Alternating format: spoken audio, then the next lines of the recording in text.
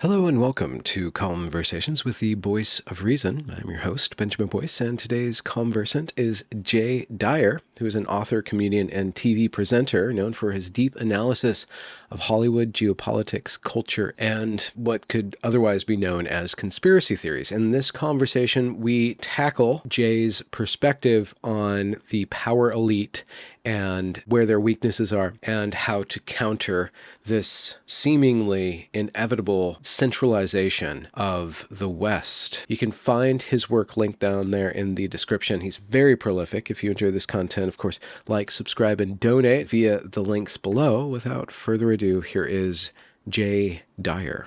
How did I begin? I was kind of a artsy theater type of dude in high school. I wanted to be in entertainment and do comedy and all that. I was always a movie buff, so I was really interested in film. And when I went to college, I studied philosophy and religion and the overlap between, ultimately ended up studying the overlap between literature, fiction, and propaganda, and how that's used to kind of socially engineer and propagandize the masses through things like pop culture, film. So I tried to focus on that at a grad school level. And while I was doing a lot of that research, I happened upon Alex Jones. I happened upon a lot of documentaries back in like 2002, 3, 4, the things that were on Google Video. That sent me down a rabbit hole of getting into researching the history of secret societies, conspiracy theories, and all that. That gradually led into more and more geopolitical stuff, more historical stuff. Ended up getting a degree in history as well. So I've always found all those topics fascinating, particularly where they all kind of intertwine. So I was working on a master's thesis and ended up having a big falling out with my professor. And that led me to just publishing that in a journal, peer review journal, instead of doing the thesis. And I decided I would just go write books and do all this on my own. I didn't need the education system. And that was absolutely the right decision. I've been way more, I think, blessed and happy doing it that way rather than the traditional educational route. I mean, there's still some advantages, I guess, to higher degrees and all that. But yeah, I'm much happier just writing and putting this stuff out. So I wrote 2 books on Hollywood, and then a couple books on philosophy. That led to 1 season of a TV show based on the first book. A couple years ago, maybe 2019, 18, somewhere in there. And then went on to just doing a bunch more media stuff, debates. So kind of everything kind of snowballed from just kind of playing around on the internet, doing academic stuff 10, 15 years ago to kind of snowballing into just all kinds of stuff. Mm-hmm. Is there a particular danger of getting so-called blackpilled by looking at the stuff you've been looking at? And That's a good way. That's a good question. I would say, yeah. I think if I didn't have some kind of religious theological grounding, I would be blackpilled. I know I've certainly felt blackpilled at times from a lot of this research. It can be really dark. I think if if you get into a lot of the Jeff Stein, McEffrey Island type of stuff, if you do a lot of research into Franklin cover up, all that kind of really dark abuse stuff, it can be very blackpilling. And I remember getting depressed back in about 2007 or 8 when I was really researching a lot of that kind of stuff. Bought a whole bunch of books on SRA and RA in the church, and in other groups. So that was a downer, but I would say in the long run, it really kind of kept me thinking about, the existence of God and that kind of stuff. So, mm-hmm. so Did you grow up there was a danger religious, or did you grow up religious, or did you come to I was that? raised Baptist and got more and more serious when I was younger, maybe about 19 or 20. Ended up converting to Catholicism for about 10 years, and then I ended up in Orthodoxy for the last several years. Is it a better fit, Orthodoxy? Yeah, I And think how? that historic Christianity really, if you want to determine what the right church is, you got to kind of compare whatever exists nowadays to the church of the first 1,000 years. So I thought that, the best way to solve that issue would be prior to the schism of 1054.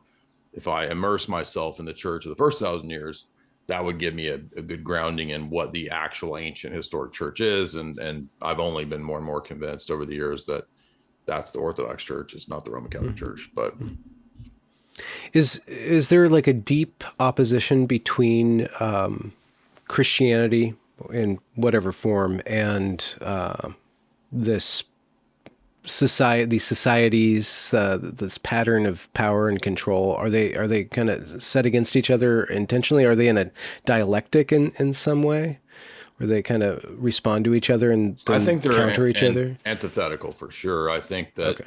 when you read the writings of the power elite of the last 100 years, many of them are very explicit that Christianity is a major roadblock that has to be gotten out of the way. Hmm. Other Western religious traditions are also potentially stumbling blocks too, but they really focus on the problem of Christianity for whatever reason. Bertrand Russell says this. H.G. Wells is very explicit about this. Hmm. Um, I think that Christianity provides the notion of the dignity of life, so it's inherently kind of pro-life. That's a problem for positions that want to push Malthusian type agendas. I think that Christianity tends towards hierarchy structure, nationalism, or imperialism. Those things are problematic to the kind of technocratic socialist order that the power elite wants to bring into play. So I would say there's a fundamental tension, but I also admit that you're even perhaps correct about there being a dialectical relationship too, because a lot of modern Christianity, I think, is really a form of soft power and run by the security state, the NGOs, think tanks, foundations, money, big money, power elites. They've donated a lot of money over the last century to creating networks of ecumenists, networks of people connected to the World Council of Churches, National Council of Churches. So, yeah, there's a large arm or branch of so-called Christianity that's essentially co-opted. Hmm. When looking at what you're looking at,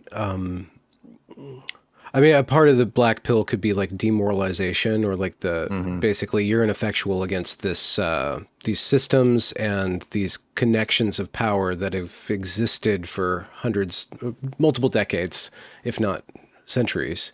So what's happening in the UK right now is very explicit. There's something weird happening. It doesn't really add up. Why would the cops be against the working class, like the British people themselves? Why are the elite against the British people themselves?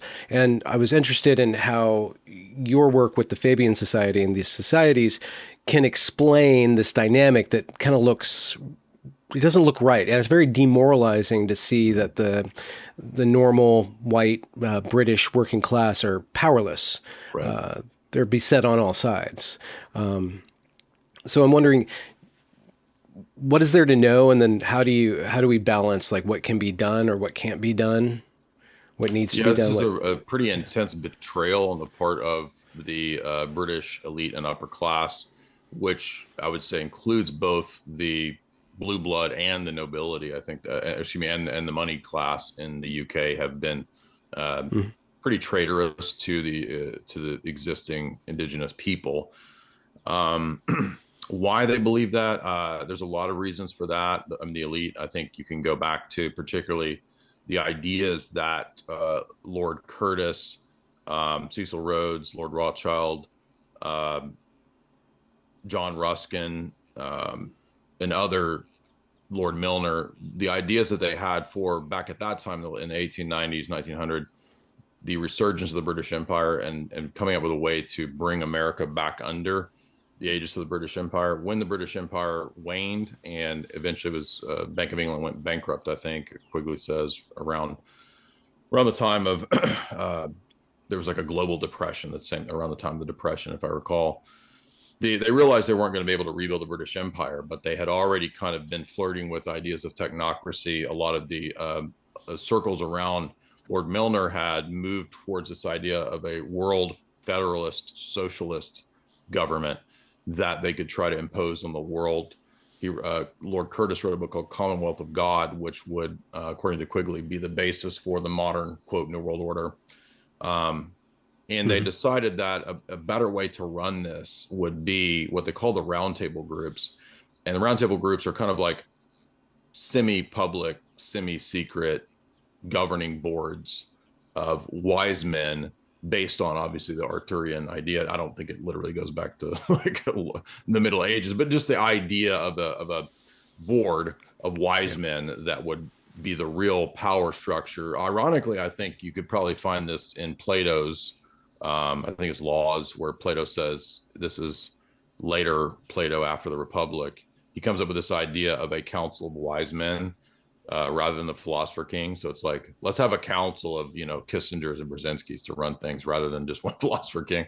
But he actually describes it as a kind of a secret society security state that functions. He calls it the Council of Night because they function on the basis of meeting in secret at night, and they get reconnaissance and intelligence. And so it's really a breakaway security state model. And I think that's what we exist under. It's not identical to the structure of Rhodes and Rothschild and Milner, but it's the same model because they set up this idea of steering committees and steering groups. Mm. And then you get Chatham House created in the UK, which is the sort of source of that, the fountainhead of that. They build in New York, Pratt House, literally mirrored on that. And so the CFR and the Trilateral Commission are the US mirror to the UK version of that. So that, I believe, is the real source of, the Atlanticist power block, as Quigley calls it. That's who's really running things. They're subservient to very wealthy families, very wealthy corporate elites. And that's when we see these entities like, Bilderberg and all that, that's all the same people. So that's who I really think is kind of running things. And are they in strife with, say, China or Russia or other powers, or do you think that they are influencing behind even that multipolarity? So I think that there's different levels of sort of interplay, interworking, and then sort of falling out. So many of the elite in the West have spoken of and have this idea that China could be a future pattern for the global technocracy. Some of the power elite don't like that. They don't like that idea. So sometimes there's disagreements and squabbles.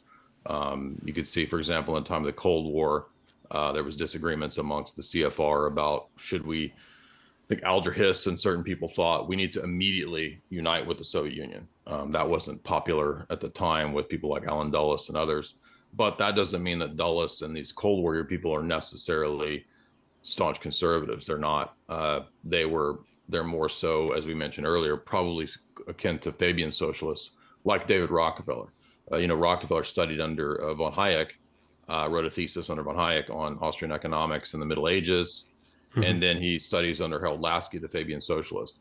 And so I think just at varying degrees amongst the power elite, they have these, maybe more socialist, maybe more monopoly capitalist, but they all kind of have the same end goal. And so there might be certain private interests that are not favorable to China, but my assumption would be that at the highest level, they're not terribly worried about China. They were probably not happy about Putin booting a lot of oligarchs when he came to power. That seems to be a chief point at which the media suddenly decided around 2000, 2002, 3 that Putin was a new Hitler. So I admit there's a level of real friction going on, but I think that at the end of the day, a lot of the power elite all have the same goals. It's just maybe like what's the how are we going to get there faster, right? So some of them favor a more socialist UN based model, and others favor a more neoconservative, US based model, at least the neoconservative types. How would you explain their goal, or at least their intention? Like, what do they want? And is it inevitable, like as human beings progress technologically and get more and more plugged into each other, there's going to be power that exists on that domain? That's a tough question. I mean, the goal is pretty clear what they want, because a lot of the books that I lecture through, they're really open. I think that was one thing that surprised me when I got the idea to do this whole Global Elite lecture series years ago when I read Tragedy and Hope, and I did, I think, 8 lectures through that book. And somebody said, "Hey, why don't you just do a whole series, reading these horrible, boring technical tomes of the power elite?" And I was like, that's not a bad idea. I guess I could try to do that. And that was about 2016 when we started that. So we're about 8 years into this, and we've read a lot of them. I don't remember the exact number, but it's around 50 or 60, and they're very candid in what they want, how they want to get there.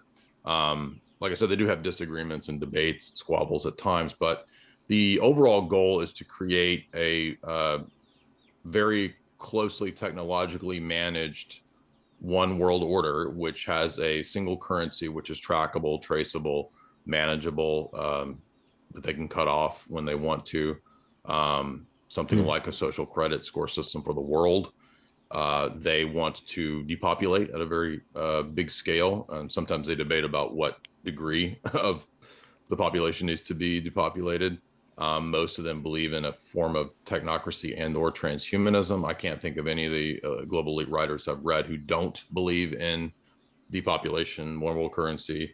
They also, many of them favor the creation of one world religion, which would function as a kind of appendage to the super state, the technocratic state. Um, and what's amazing, I think, is the consistency of the plan.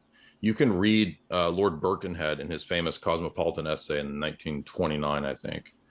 You can read H.G. Wells in the 1930s, and then you fast forward all the way up to today, and you read Klaus Schwab's Fourth Industrial Revolution or Noah Yuval Harari, and it's no different. Like it's exact same plan that they have. Very dystopian, very Brave New World, maybe more so even than 1984. Um, yeah, so they're very candid about what they want. And I think that's the most surprising thing. But between that gap, we've kind of made stops along the way, and we've read everybody Hmm. from Brzezinski to Kissinger to Rockefeller to, I mean, you name it, Jacques Attali, and they're all on board with the same basic points. So that's what they want. Hmm. Is there? Your other question was, is there hope? Yeah, I don't think that even though tech is many of the tech elite favor this. For example, one of these texts is Bill Joy's famous essay, "Why the Future Doesn't Need Us." He wrote that I think in 2001 or two or three. So it's a really old essay, but it's still available at Wired Magazine as far as I know. And I've read the whole essay. It's a long, like 30-page essay, but he basically says he went to some of these Silicon Valley tech elite meetings at the time, and they were all discussing this, like, okay, it's time to create the dystopia and depopulate, right? And he's like, I was one of the few who was like, maybe this isn't a good idea. So most of the Silicon Valley elite, according to him at that time, were for this plan. So there is kind of an inherent tendency within tech and the tech world towards this, but it doesn't have to be that way. I Hmm. think certain people are beginning to kind of wake up to the fact that it might not even be beneficial for tech elites, to have this world, because a lot of those people have children. They want the future for their children, and then, do you want to build a dystopia for your children to go into? I mean, it's just not at the end of the day ultimately very rational, unless you're completely selfish and kind of psychopathic. You know what I mean? So I think the hope is that the system is that they want to roll out is so harmful and so unnatural Yeah. that it does have this tendency to wake people up pretty quick. Yeah. What is the alternative to their vision? Would it be just like some sort of old timey nation states kind of competing with each other, loose international law? Probably the only alternative, actually, Jacques Attali and H.G. Wells both discuss the fears that they have of a resurgent Christian theology. Attali Hmm. has a whole bizarre section in his 2006 book, Brief History of the Future, where he says that we know that when we start rolling this out, there will be a return to theocracy and a return to God. And he says that will have to be our main concern. He says, because they might begin to rebuild the idea of returning to some kind of theistic worldview where people return to traditional religion. H.G. Wells actually, along 100 years ago, said the same type of thing, where he predicted in uh, things to come, shape of things to come. He predicts a return to nationalism and a return to tradition. And in his story, the nationalist leader basically gets bombed by the Masonic drones that fly around. But and they're explicitly Masonic drones that fly and bomb the people who disagree with the technocracy. But yeah, I think the only hope really is to find our way back to something like Orthodox Christianity, which it doesn't have to be French Revolution nationalism. That also was kind of Hmm. a post Enlightenment oddity. I would say it's not. I mean, in the traditional view, there's ethnos or ethnicities, not necessarily nation states, right? Because nation states are kind of wedded to a lot of Enlightenment ideas. So you can Hmm. have ethnos, you can have that kind of stuff. You can have an imperium, you can have, you know, it doesn't have to be divisive localities per se. So I don't know that I have an answer. I mean, I think something like Yeah. Byzantium might be a model that we could shoot for. I mean, Byzantium was a hugely successful empire. It was the longest lasting civilization in human history, as far as I'm aware. Very successful until actually it adopted a lot of principles that are leading to America's fall. Byzantium eventually adopted usury. They fell into radical nationalism. Greek nationalism is actually one of the causes of the fall of Byzantium. So, no, I'm not Hmm. necessarily for strict hardcore nationalism. I think you got to have some Yeah. kind of balance in today's world where uh, there's larger power blocks. So there's no easy answers to this question. I don't Yeah, know. yeah, yeah. Well, is it possible, or have you seen that exploiting the fissures between these different power elites is what kind of keeps them from actually achieving their goal? Maybe at times that happens. I would say there seems to be some degree of squabble in the last 8 years over. I'm not like I have plenty of criticisms of Trump, but there does seem to be a significant section of the power elite that really doesn't like Trump. I think Trump saw pragmatic necessity to align himself with other sides of the power elite or to try to leverage that Ameliorate them. Yeah. alliance. But um, I'm not necessarily hitching everything to like Trump saving us or anything like that. But I think that, you know, there was a lot of the white papers that were put out by the uh, something like the Integrity Initiative. I always forget the name of this, but it was the UK think tank that dreamt up P-gate. And they were putting out these white papers saying that like the New World Order and the technocrat the global liberal order can't stand another Trump presidency, so anything must be done to keep him from winning. I mean, that was their mindset.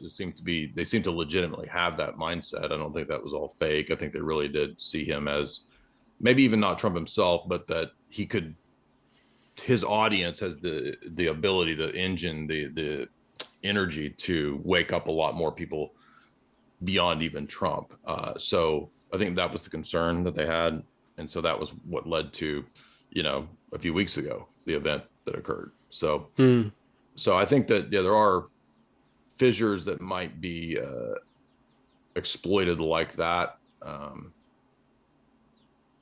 Hmm. But I don't know how. I mean, I don't know how we go about that. I don't know, but yeah, Yeah, I yeah. guess so. What's your read on the unrest in Britain, and how that's going to shake out? If you care to venture into Well, as this happened, prognostication. it's funny because I just lectured fairly recently through this really excellent book, Milner Fabian Conspiracy by Johann Ratu, which was out of print for a long time, and I think people found PDFs of it. But I happened upon a random copy on Amazon, I think last year, because somebody recommended it, and it fits very well with the research of Quigley and that whole domain. But um, you know, 100 years ago, the Fabian Socialists were amazing. I didn't know this until I read Ratu's book. They were actually saying, in order to change the future of Europe, to bring it into an EU and a continental union, we're going to have to Islamicize it. And even the Fabians at that time were saying that, look, we got to get rid of Christianity if we want to create a socialized EU. How can we get rid of Christianity? Well, the best way to do that would be to bring in some antithetical type of position like Islam. And so they were very much for this importation.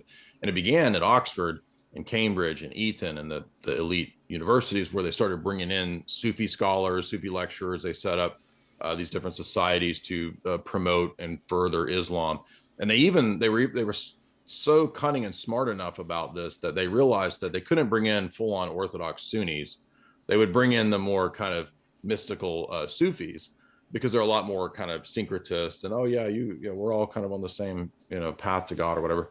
And then later they sort of edged people into, and that's the Fabian slow kill approach, right? Fabianism is about a slow gradualism rather than Hmm. hardcore immediate revolution of the proletariat. They actually had the idea that Marxism needed to be reformed, and so they were calling it reformed Marxism for a while. At the time of Beatrice and Sidney Webb and George Bernard Shaw and these characters who were all in the Milner circles. Um, and then they decided, yeah, why don't we try to make it's a bizarre idea if you actually know the history of Islam, but they thought we could make Muhammad into an image of socialist democracy and the people. So they thought it would be a good propaganda move, and they explicitly said it would be to replace the existing peoples of the UK and Europe, and to bring in this foreign ideology, smush it all together, and then it's much easier to turn that into a continental union. That was their plan back in the 20s and 30s. So they eventually got the EU from people like Jan Smuts and from Bill Donovan, the OSS and the CIA. People don't know that's who actually set up the OSS. It's called the Europe Project. Bilderberg had meetings about it back in the 50s, how to create the EU. It eventually officially comes about in 1990 or something around then. But it's not like the final form. Like they want it to be more of a socialist, technocracy than it is. But it's one example of a continental union that they wanted to try to create. They also had the same types of ideas for the Eurasian Union, African Union, North American Union. They were pushing that 20 years ago. That didn't really go over, but that's where they always tend to want to go, into these world federalist, socialist continental unions, that you can maintain the name of a nation state just so long as you're integrated into this sort of supranational bureaucracy. It just I'm sorry, I doesn't was seem rambling, but you said your question. I forgot your question was, how yeah. does that?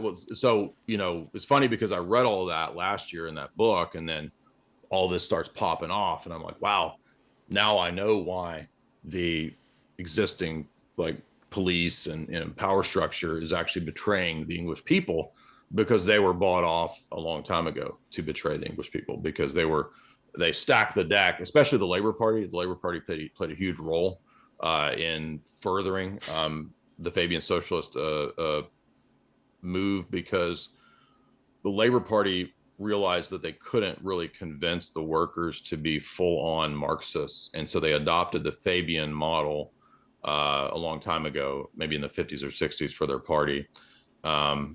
And that's why there's actually, I think there's something like 100 plus MPs are presently explicitly open Fabian socialists.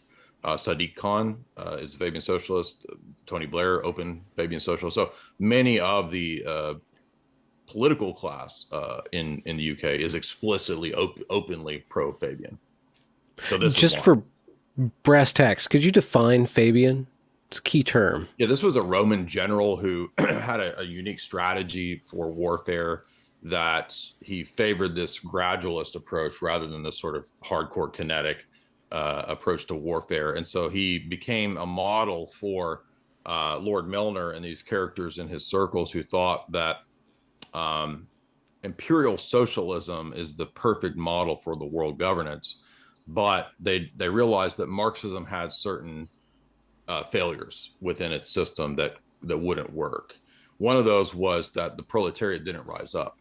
And so you had these English Marxists who were very much into Marx, but they thought, well, this is never going to work because we're never going to get the working class to seize the means of production and engage in bloody revolution.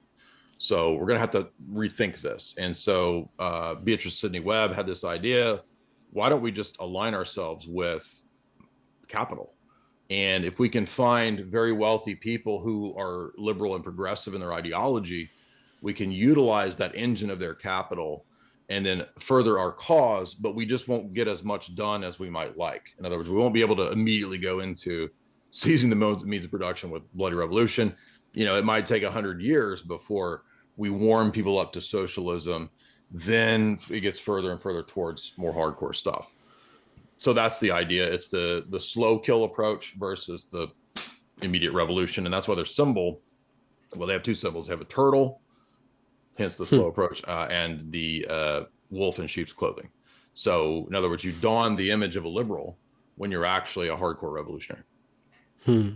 It doesn't seem like it's good for, let's just say, Britain. It just doesn't seem productive, like what they're doing. I mean, and by productive, like GDP, like it's not making a strong nation. It's actually draining the nation of its resources. And so I would assume that these people who want to be masters of the universe, or at least masters of a very large slice of humanity, want it to be stable enough to be prosperous enough to sustain itself, but it doesn't seem sustainable. Am I wrong in reading that way? And have you seen any of them like kind of develop, like they want it to be just sustainable enough?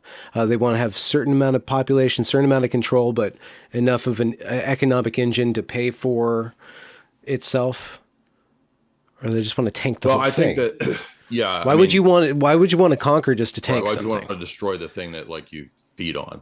Well, there is this parasitic relationship between these people and the host structure. I mean, the socialist mindset, which sort of necessitates that sort of vampirism. So I think there's at one level a compulsion that they can never but do that because, in my view, they're evil. Like they've chosen an evil worldview. They act upon that evil worldview that they have. They're not just human actors; they're also influenced by spiritual forces that I think are demonic. So there's that element as well that kind of also compels those systems to act in that way. So evil isn't very rational. A lot of times, evil appeals to reason and science and all these things, but at the end of the day, it's also kind of self-defeating and self-destructive. And a lot of times empires, for example, when they adopt a lot of evil, degenerate practices, we can sit back and look at it and say, well, can't you tell that that's going to destroy you? And they do it anyway. So there's an element of sort of the irrationality and the rule of the passions that occurs when evil takes over society. But there's also a level of cunning that is part of this too, where very cunning technocrats and power elites also know and can try to steer a collapse. So that's also figured into the equation. So I think that, especially if you're a revolutionary, for example, I mean, you want collapse. The revolutionaries don't have a problem with destroying the existing system, and you can do that through welfare. You can do that through taxation. You can do that through inflating the currency, collapsing the currency, warfare. There's all different types of. Can I get another coffee? Thank you. Appreciate that, babe. There's a lot of different ways. Culture war. You can degrade and debase your population through degenerate art, toxic culture. So there's a lot of ways that you can engage in this kind of warfare. And, the more that you look into Fabians, they're fascinating because they were doing things like really outrageous, degenerate performance art way before anybody else. They were doing this in the 1890s. It was a big scandal because they were putting up public artworks that I can't say what it was because like it would flag the algorithm, but just really gross stuff. And they knew that they were doing this as a form of revolutionary action. Like this is an action against society. We want to tear this down because how else are we going to get, the whatever they want to build, the fair society, right? So, and you can go back to the French Revolution too, where you see the same thing, right? The French Revolutionary, especially the Jacobins, they were just bloodthirsty, kind of crazy people. And you might think, well, but they want socialism and they want equality. Why would they want to destroy this? Well, they're demonic. Like they're not stable, at least at the ground revolutionary level. But I think the technocrat level, the people that are more stable, the more kind of Brzezinski level or the Kissinger level, they don't have any problem saying, with a swipe of a pen, yeah, let's kill 1 million people. That's just part of what they just see it as part of the evolutionary process. Were you keyed into the Olympics this year, like the opening Yeah. ceremony and all the things? Was that a Yeah, I took a lot of story? notes. I got my notes right here. Oh, really? Were Yeah. they maybe consciously, maybe subconsciously expressing something Oh yeah. there I through that mean, opening the ceremony? history of And France was intentionally right. A big part of that ceremony was the French Revolution. So I think they wanted to consciously remind the world that we birthed the modern revolutionary ethos that you all inhabit from here. Quigley talks about it too. There's a whole chapter on France and the history of France and who funded the French Revolution. It's a classic chapter. Everybody should read that chapter in Tragedy and Hope on France. But I mean, they had them, beheading of Marie Antoinette. She's holding her head and singing, and then they have blood popping out of the palace walls or whatever. I think that was all supposed to signify, Committee for Public Safety beheading 20,000 people and how great the revolution was. And they even had spliced into the opening ceremony liberty, equality, fraternity, and then they added a fourth, diversity. So they've Oh, taken classic Masonic Jacobin dictum of the French Revolution and they've added the fourth. Now it's diversity as part of that too. So, yeah, there's no doubt about.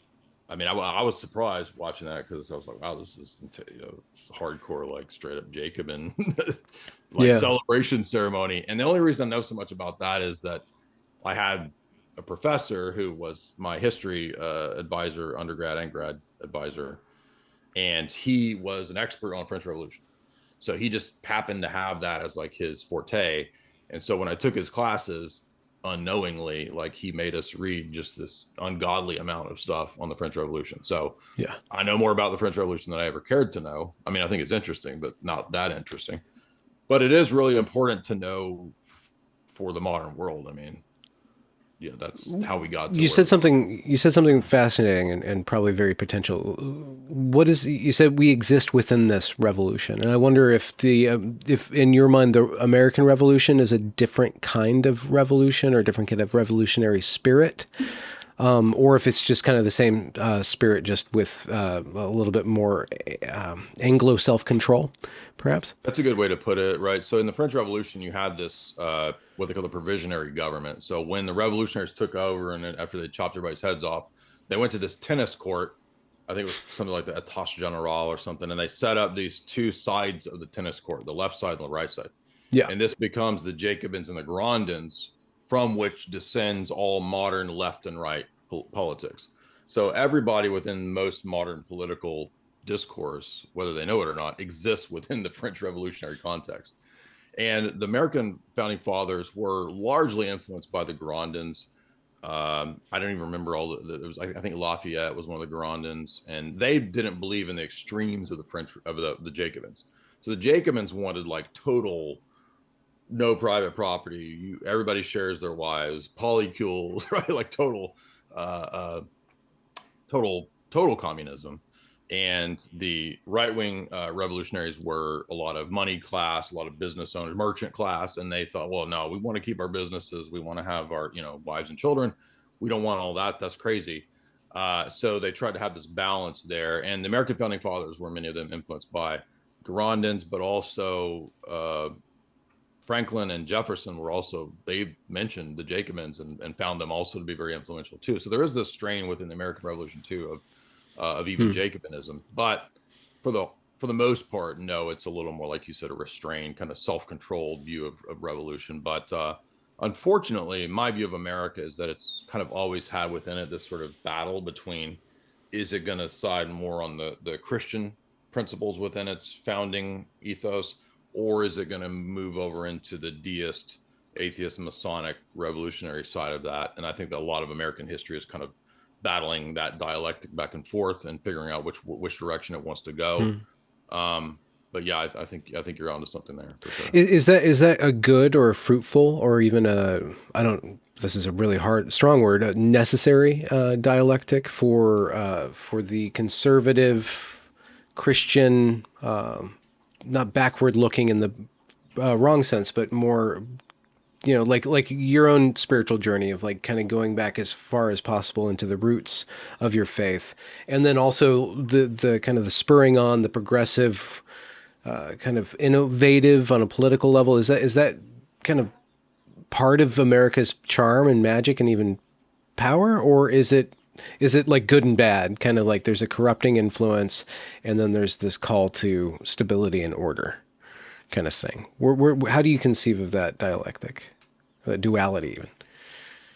Oh man, tough question. I mean, it is to use the boomer catchphrase. It is what it is. Yeah, Boomers are always saying yeah, it is what it is.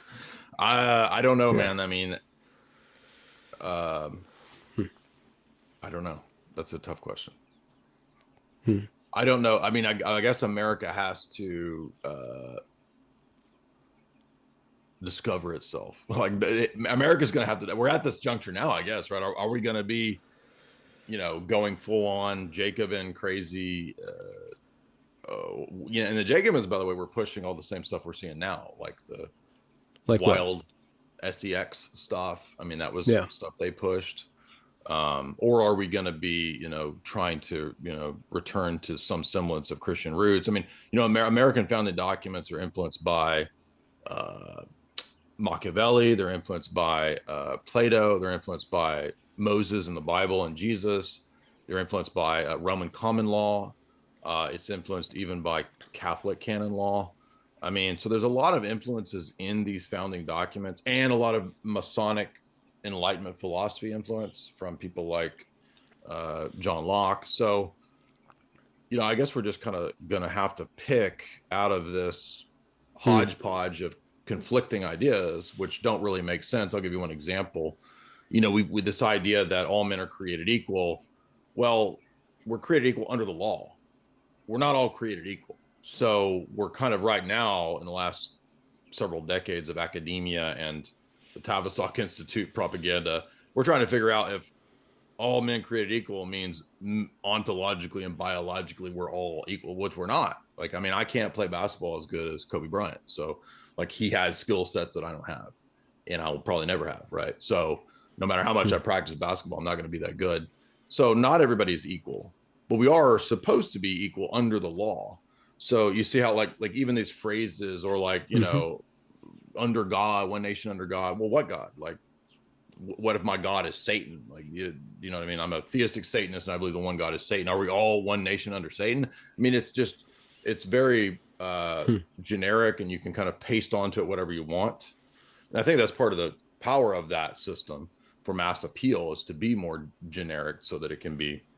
But I think we're figuring out now that as we, have a lot of people in this country now who don't have any shared American experience or any appreciation of our founding documents or the rule of law or these types of principles, uh, you know, starting a business, that's, all these American ideas of, picking yourself up by your bootstraps and all that. We're getting a lot of people who are coming into the country who are not necessarily bad people, but they want the dole. They want to be on the dole.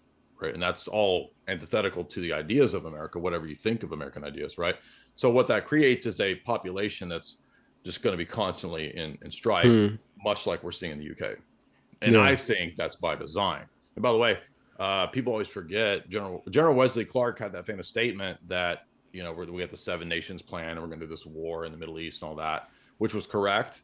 But he also worked at NATO and has said on record that Europe would have to have all the nation states destroyed.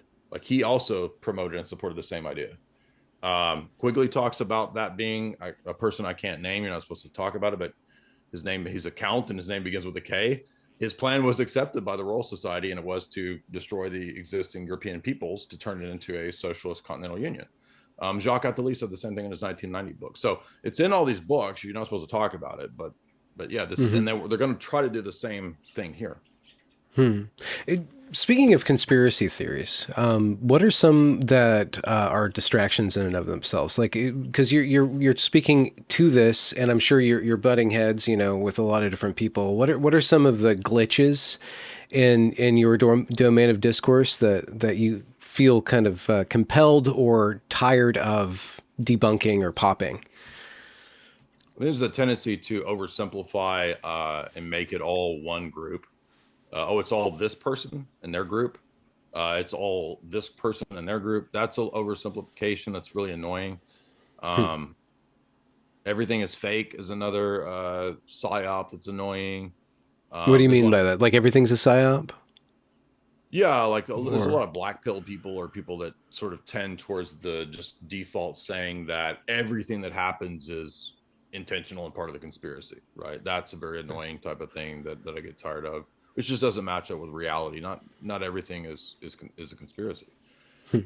And we talk a lot about critical thinking and logic, and that's actually there's actually two fallacies that matches up with. It's the Texas sharpshooter fallacy and the gambler's fallacy.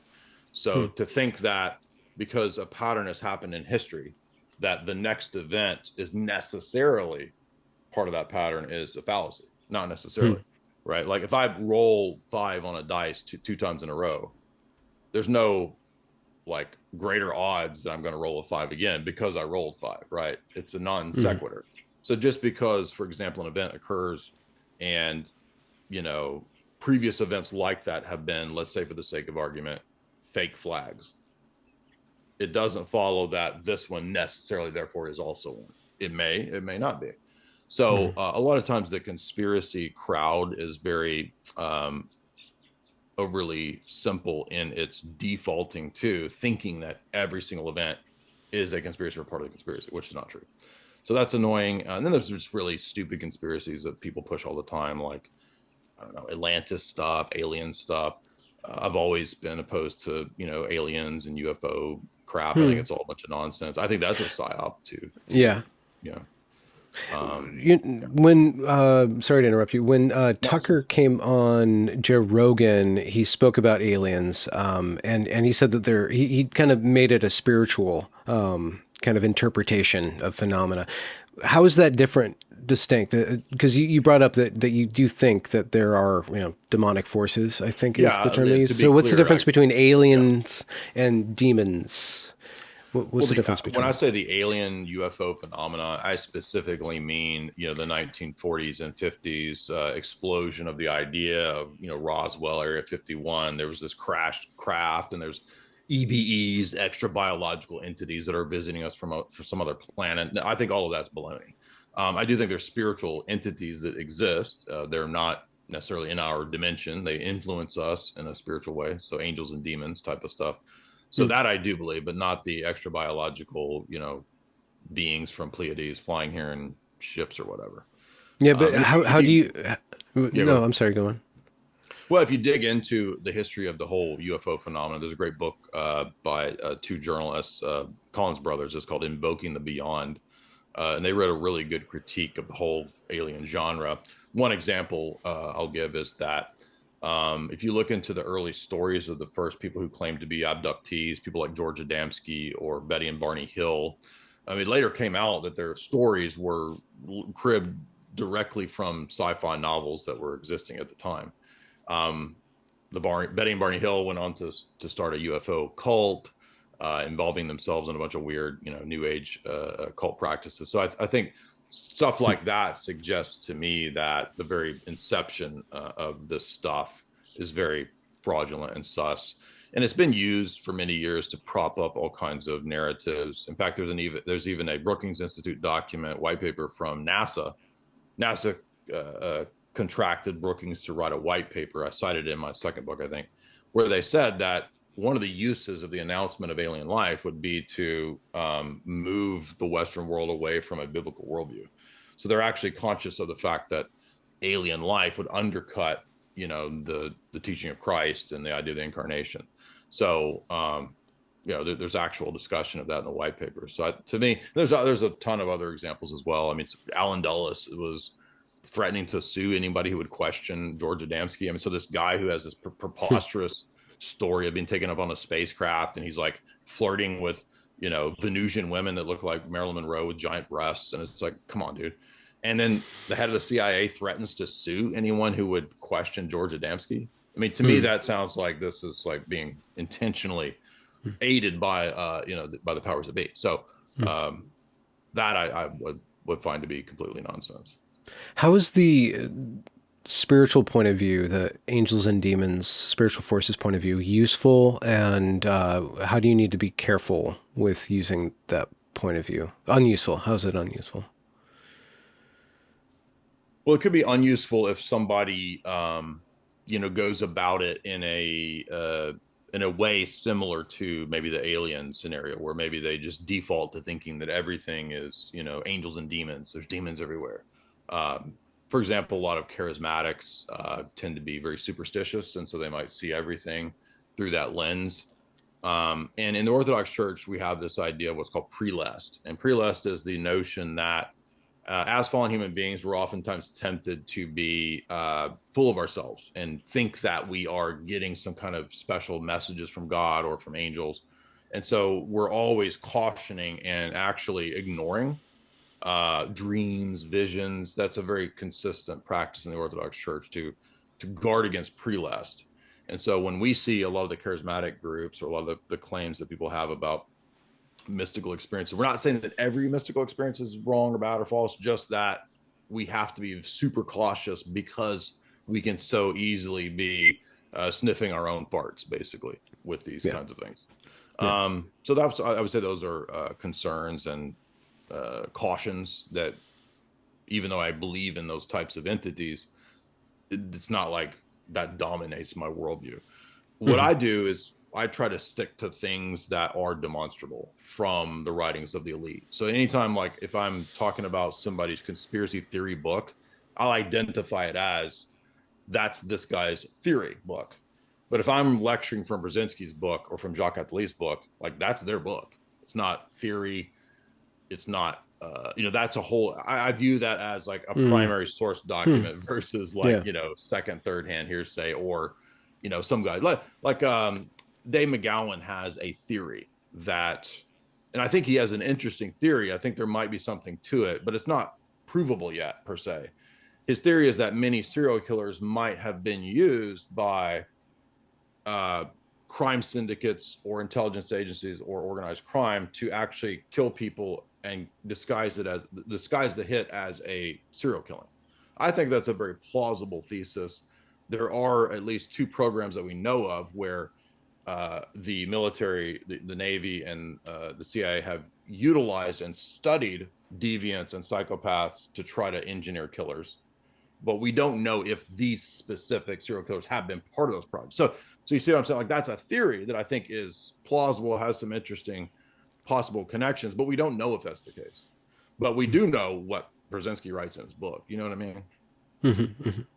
Do you have personal advice for resistance to like world power structures? If the opposite of like one world government seems to be like the individual, and if the proper individual, like a properly composed individual, do you have like tips and tricks on mental hygiene, spiritual hygiene, stuff like that you think would be, if adopted in mass, be the foil to that which you describe?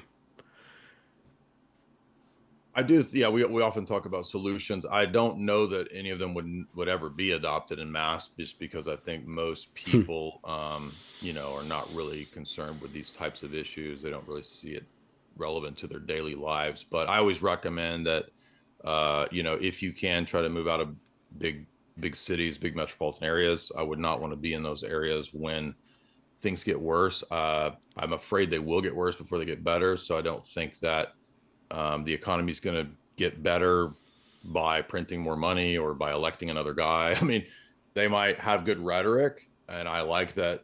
Trump talked about Bitcoin, but I don't necessarily expect that just having Trump in office is going to fix the economy or the economy is going to boom. I mean, you can't fix the system that's itself the problem, right? The problem is based on debt and fiat, and whoever goes into the White House is not necessarily going to be able to fix that, even if he has good rhetoric. So I would not want to Hmm. be in big blue cities when things get worse economically. They've been, But they're importing so people. diverse and tolerant. Yeah, yeah, exactly. I mean, I see diversity as a weapon, not as a strength. So diversity is actually a tool to destroy. The Fabians actually talked about that, by the way. Really? So yeah, I would not want to be in those cities for that. Um, I think if you can find a way to get on land, if you can get to small towns, I mean, rural Tennessee is great. Uh, Probably even better than Florida. I like Florida a lot, but Florida is also going to have a lot of problems, I think, in the next several years. So rural Tennessee in the South is a great place to be. A lot of farmland, a lot of homesteads. A lot of people in my circles and friends have decided to be homesteaders. I'm not a homesteader. I live in a small town, but I live in the town. I'm not interested in being a farm person or anything like that. But a lot of people who want to, have big families and all that, homesteads are great. Um, Mental health, I would say, I did a philosophy course a few last year, and that's intended to teach people the basics of critical thinking and philosophy, so they don't fall for a lot of the tricks that the system Hmm. pushes. So I think that's helpful. But that only goes so far, because I think Yeah. we need to, have like a good spiritual foundation in terms of my views, orthodoxy. Is Also, a good spiritual foundation the counter to propaganda? You said that you did a lot of research into well, it's part propaganda, of so it. we're being Part of it, constantly yeah. manipulated. So how Yeah, do we resist that that's manipulation? that's a big part of it. But also, I mean, people can be in churches and also be NPCs too, right? I mean, So Hmm. just being in a church isn't necessarily, I think you need a good solid, church. I mean, my church is great. I ended up in the Russian Orthodox Church because they ended up being the most solid, and my priest is a great guy. Hmm. So I would recommend people check out Orthodox churches for that. They're not all perfect, but they're probably the best house on a bad block, I guess you could say. Um, Bitcoin. I'm a big promoter of Bitcoin and storing your wealth that way. People need to learn Bitcoin, learn self custody, all that kind of stuff. All the other coins are a lot of just gambling. So, I mean, if you Hmm. want to gamble, you can gamble. Nobody can stop you. But if you want to preserve your wealth, I think Bitcoin is the choice for that. Gold is okay, but I think gold is. I used to think gold and Bitcoin were equal. I now think that Bitcoin's way superior to gold. But if people want to have gold, that's fine. I mean, there is the possibility of the internet going away. I don't think that's going to happen. It's like 1 in a million, but I guess it could happen. And I guess at Hmm. that point, you would want gold or silver, maybe. Um, but yeah, I think that things are going to unfortunately get worse before they get better. Um, But you think things are going to get better? oh yeah, yeah, yeah, yeah. No, I'm not Yeah. a total black pill person at all. Well, what gives you hope that things will get better? Well, I've been a conspiracy person since first conspiracy book I read was in 1998. So I've been reading and watching conspiracy stuff for a long time. Yeah. Um, in 1998, when you talked to anyone about this stuff, no one was into conspiracy stuff. So around the time that the internet was kind of rolling out and there were random forums and message boards with like two other nerds across the country that you could talk to about these topics, it was just unheard of. And then we got Google Video around 2003, 4, 5, and there started to be a mild interest in these topics. And then we got Ron Paul talking about the Federal Reserve, and then, but it was still like not. My point is that I've I'm way I'm blown away by how many Hmm. people know and discuss these topics now, as opposed to the year 2000 or 2001. So Hmm. that gives me hope to think that we don't have to be black pilled. I mean, I've even seen all kinds of things that have blown me away that I never would have expected to be able to speak to all the people I speak to. It Yeah. just 5 years ago I couldn't have imagined this. So I think that's a indicator of a lot of positivity ahead, that we don't have to believe in be totally black pilled. I mean, the system is very weak in many ways. So even though they have a lot of money and they have a lot of uh, institutional power, I mean, as ideology progresses, as people wake up to that, institutional power it just gets weaker and weaker. Hmm. Do you have So personal survival strategies? Because if you keep on throwing rocks at Goliath, he's eventually going to stomp on you. One would think. So, how do you perpetuate and survive speaking so-called truth to so-called power? Like, is there a dance that you we've do, had or some. I've been demonetized. I had my whole website yeah, deleted in 2018 over this stuff. I had to rebuild everything from scratch in yeah, 2018. That was a nightmare, but it was also a good thing because it taught me how to run a website and create a website. So, I mean, yeah, there was positive sides to it. I mean, I believe in being armed at all times possible. I carry weapons and all that. I believe in self defense. So, we've got guns in different rooms at the house. So, I mean, if it's a question of like monetary stuff, I've been through that. That got me more probably into Bitcoin and that kind of stuff to guard hmm, against that. So that's I mean that's kind of what Bitcoin was created for, was this kind of stuff. But if it's a question of like censorship, I've been through that. I've had that happen. You live through it, you survive. But hmm, personal safety, I mean, they don't typically go after and directly do that to people unless somebody had like the people that I've seen over the years that ended up it was people who had like dirt on a specific politician that they would say, I'm going to release this dirt on somebody in 2 weeks, and then they end up dead. Right, because they had, yeah, but so that's not the way to do that, right? hmm, But I don't really, everything I always talk about is in the public domain. I don't really talk about dirt on a specific politician or somebody like that, because all this, so it's just in their books. So it's like, this is Yeah. all public domain stuff. Yeah. So So going forward, what do you, what's the next few things that you're working on, or the next steps for your content? Sorry for this lame yeah, word, so but I wrote two books on Hollywood yeah. years ago, and the second one came out 2018. So it's been many years. So right now I'm working on the third, Esoteric Hollywood. It's going to be a little different than the first two. This one will be called the other ones were called Sex, Cults, and Symbols in Film. This one is called Esoteric Hollywood: Sex, Cults, and Apocalypse in Film. So we're Hmm. going straight to pretty heavy themes, because it's it's well timed, because Hollywood's kind of collapsing. Yeah. So it's fascinating to me to have been writing about movies and doing film analysis and all that since probably 2011 or 12 was when I was really starting to blog on that, and to now see where Hollywood is, to where it's kind of like 10 years later, 12 years later, kind of imploding and going away, at least as what we know of classic Hollywood. It's Hmm. turning more into like these streaming, Apple Studios, Netflix, and all this. So it's going away from the kind of the classic studio model to something else, internet Well, yeah. based. Um, but so I'm working on the third Esoteric Hollywood book. It's going to be, like I said, different from the first two in terms of structure and style. There's going to be a lot more movies in this one than there were in the first two. Hmm. Also working on, after that, I want to kind of collate all this information from these global elite books. I want to put that into some book. I did a book. Wow. Um, well, actually, I didn't do this book, but somebody at the time, it made me mad, but actually now I'm glad they did it, because my blog got deleted in 2018. Somebody got the idea to take all of the essays that I ever wrote on everything not movie and put it into a book.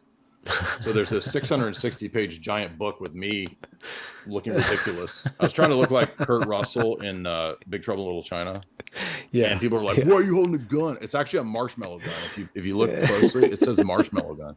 My mom got me this gun that shoots marshmallows. That was funny, but that's not the gun in the rooms, by the way. If you break into my house, you're not going to get a marshmallow. But so there is that book, which is a lot of older essays on philosophy Yeah. and politics. But what I want to do is really collate a lot of this information that I've read in the last 6-8 years on the global elite text, put that into one Yeah. coherent book after Esoteric Hollywood 3. So that's probably what's on the table. Yeah. Other than that, just continue to, I'm enjoying hosting the fourth hour for Lord Voldemort. Hopefully we'll have some big podcast interviews coming up in the next few months, that kind of stuff. Mm-hmm. Mm-hmm. Just a note on Hollywood, and there's a huge market on YouTube for woke Hollywood breakdowns, right? Just kind of going after their latest piece of shit that they keep on putting out.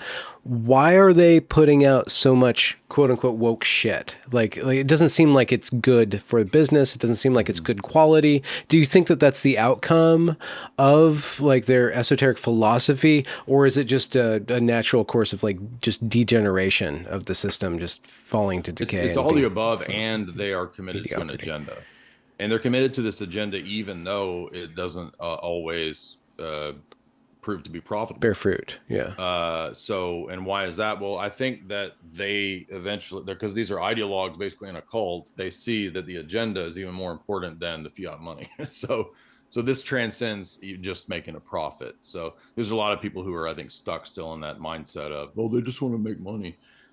Well, then they wouldn't do things that hurt their bottom line, and yet they continue to double down, triple down. Even the companies that got in a lot of trouble continue. Colgate, remember that, or no, one of the Gillette. Remember the Gillette woke Mm-hmm. ad? They kept with it.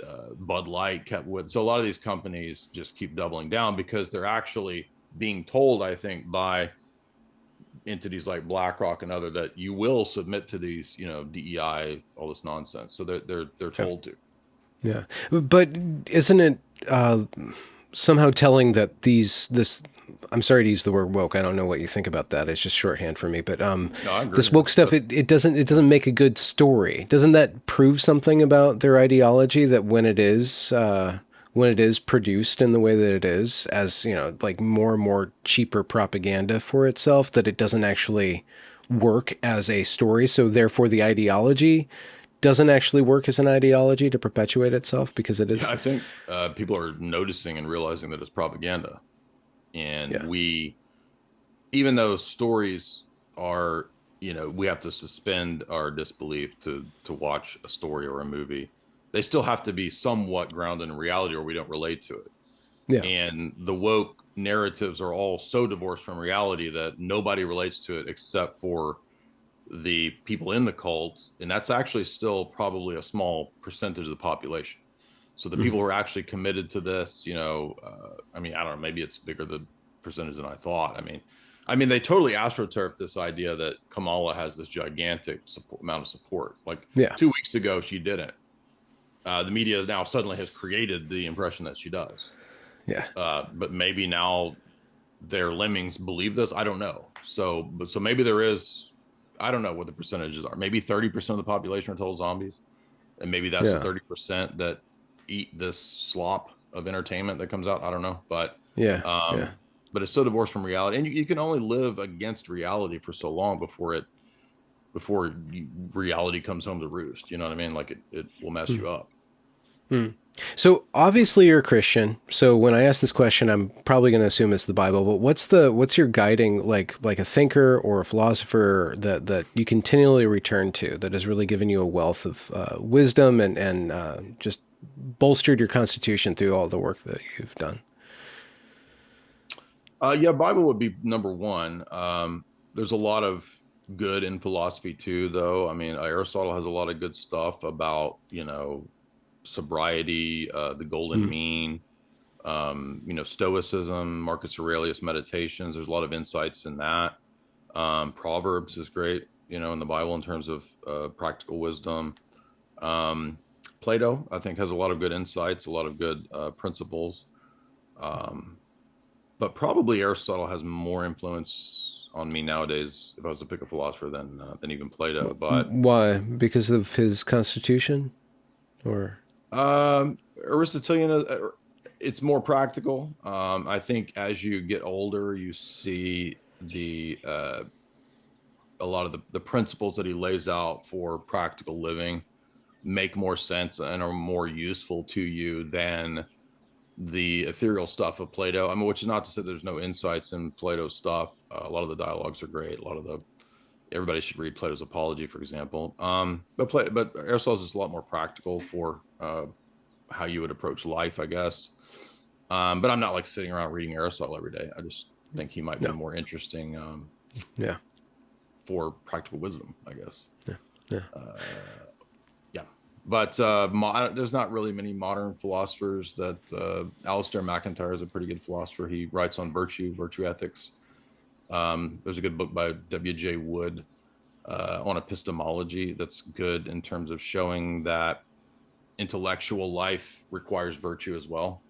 Mm. So a lot of times people think that you can divorce knowledge and how we view knowledge from right and wrong. And I think he's got a really good book showing that we can't do that. So virtue ethicists are usually pretty good to read. But yeah, that's not a lot of philosophers that I'm really into in terms of modern philosophy. Well, where can people find you now that I put them on your scent? jaysanalysis.com is where I have all of my archive material, my lectures going back the last 10 years or so. There's a members section there for that. There's a lot of variety of true diversity over there at my website. We cover geopolitics, film analysis. We do comedic stuff, a lot of podcasts. Been doing a lot of podcasts with comedians lately. That's been a lot of fun. Hmm. Um, what else do we do? Debates, all kinds of essays, lectures. So website, you can find me on X under my name, YouTube as well, Instagram, and I'm also on a free speech based platform called Rockfin, which I'm a big fan of. So, Rockfin. Don't know much about that. Thank you very much for taking the chance on me and showing up to my show. Learned a lot. thank I'll you. link Thanks for all the letting links me. down to in the description for the Okay, audience. thanks for letting me yap. I appreciate it. Great conversation. No, this is very enjoyable. Thanks a lot, Jay. All right, thanks, Ben. Appreciate it.